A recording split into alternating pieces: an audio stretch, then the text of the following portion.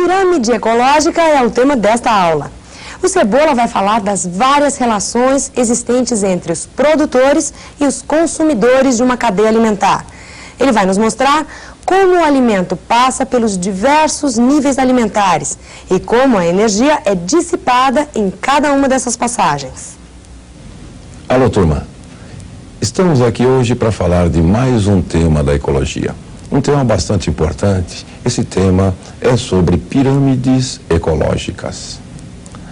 O que vem a ser pirâmides ecológicas? Seria a representação gráfica da cadeia alimentar. Veja que nós estamos falando de uma cadeia alimentar, porque a cadeia alimentar seria uma relação muito complexa para conseguir colocar-se em um gráfico. Vejam, se eu representar a quantidade de produtores, ou mesmo a biomassa, mesmo a massa seca de matéria orgânica deste indivíduo, ou mesmo a energia intrínseca nessa classe dos consumidores, e eu represento isso por um retângulo. E sobreponho a este retângulo um outro retângulo que corresponde à quantidade, à biomassa ou à energia dos consumidores primários. Nós, intuitivamente, poderemos perceber que o retângulo representativo dos consumidores primários deve ser menor do que o consumidor, do que do produtor. Por que isso? Claro, toda a matéria que existe no corpo do consumidor primário, ele vem através da relação de alimentação dos produtores. A mesma coisa aconteceria com os consumidores secundários. Teria que haver menos número ou biomassa ou energia na classe dos consumidores.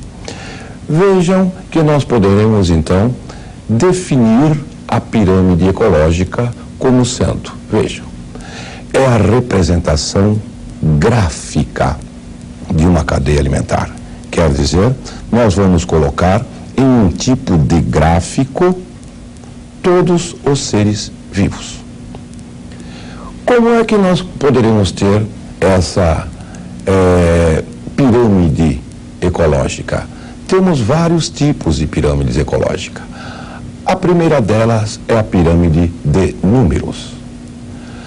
A pirâmide de números é onde eu coloco a quantidade de cada um dos níveis tróficos nesta representação gráfica. Vamos lá conosco. Vejam, se eu represento por um retângulo, a área desse retângulo vem a ser a quantidade de indivíduos produtores, cada um dos organismos produtores. Os consumidores primários terão que ter em menor quantidade do que os produtores, porque todo alimento vai vir dos produtores para os consumidores primários. A mesma coisa, consumidor secundário deve ser menos numeroso normalmente do que os consumidores primários. Consumidores terciários, normalmente menos numerosos do que os consumidores secundários e assim sucessivamente. Vejam, se o número vai decrescendo, quando nós aumentamos o nível trófico, não pode existir muitos degraus, porque não vai haver alimento suficiente para chegar até os consumidores dos mais altos níveis tróficos. Existe uma degradação desse alimento, uma perda desse alimento quando se passa de um nível trófico para outro. Sempre vai haver uma perda nesta passagem de C2 para C3, de C3 para C4. E não haveria, por exemplo, nesse exemplo que estamos dando, alimento suficiente para sustentar uma comunidade em que existisse mais uma população aqui de C5, porque não haveria alimento suficiente. Então, a pirâmide de números, nós devemos pensar que a quantidade de produtores na base da pirâmide, quantidades de consumidores primários e assim sucessivamente a cada degrau da pirâmide.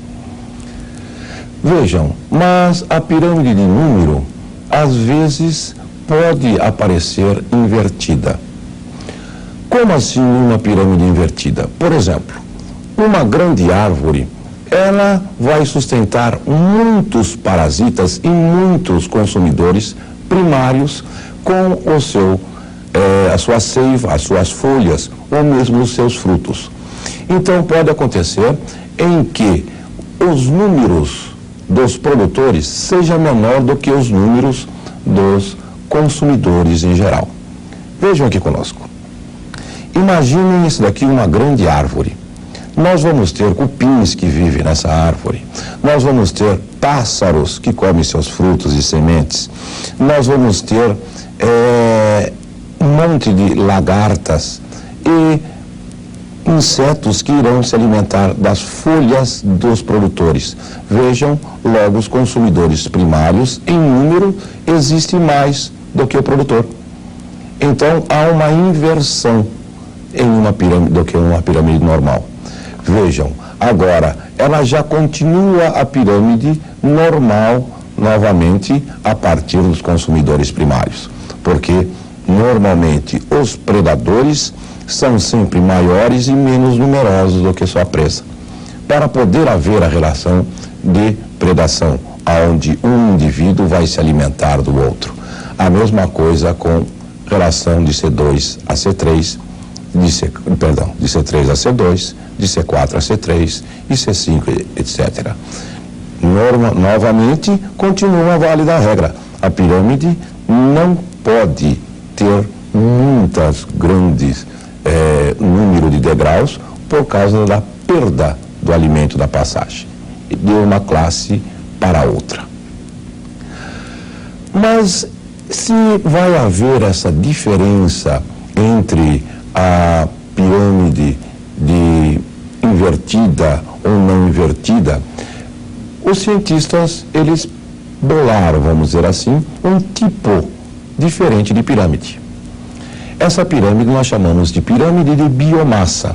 Pega-se o peso seco, a quantidade de matéria orgânica que existe em cada uma dos níveis tróficos.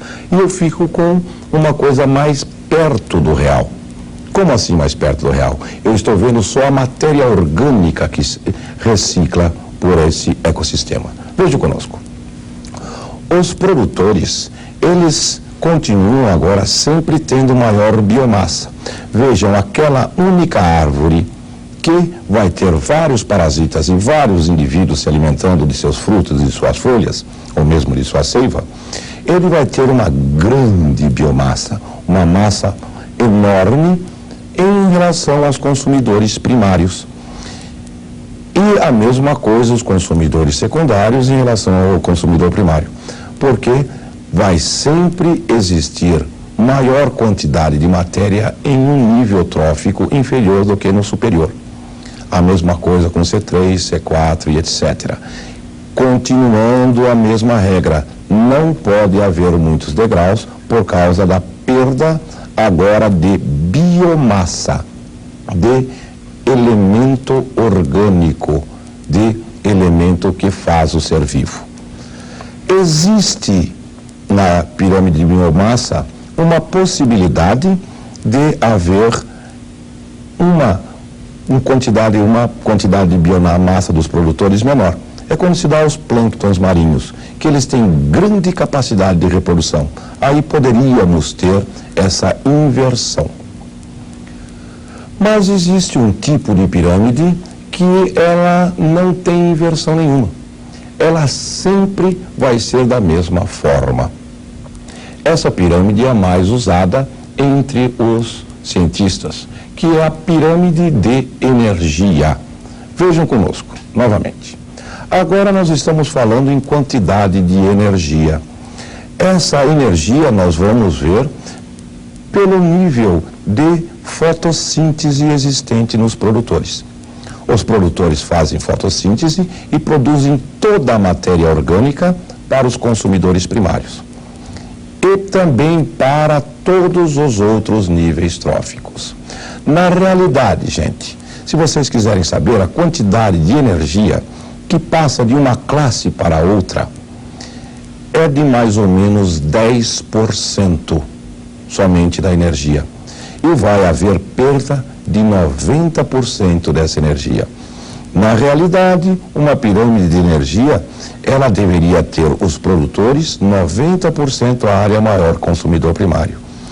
E consumidor primário, 90% maior área que consumidor secundário e assim sucessivamente. Então, não existe nunca a soma das áreas dos degraus superiores que iguale a área do degrau inferior. A mesma coisa, C1 deve ser sempre maior a área que C2 mais C3 mais C4. C2 maior a área que C3 e C4 e assim sucessivamente. Pela degradação da energia. Uma pirâmide de energia, uma pirâmide ecológica, ela não pode ter muito degraus por causa da degradação de energia. Qual é essa degradação de energia? Por que ocorre isso? Por exemplo, um coelho que se alimenta do capim. Este coelho vai utilizar uma parte desse capim como energia para produzir o seu próprio corpo. Uma parte de energia vai ser transformada em fezes, em urina. Uma parte dessa energia, esse coelho vai utilizar para manter a sua temperatura corporal. Vai usar para manter o seu sangue circulando. Vai ser usada para ele se reproduzir, para ele conseguir se locomover, etc. Então, uma pequena parte daquela energia existente nos produtores vai estar armazenada nos coelhos desse ecossistema. Então, guardem aí para vocês. Nunca pode existir muitos degraus na pirâmide ecológica. Uma pirâmide ecológica não pode possuir muitos degraus, devido à degradação da energia. Para a próxima aula nós iremos começar uma parte também muito importante que são os ciclos da matéria. Estou te esperando. Até lá, gente.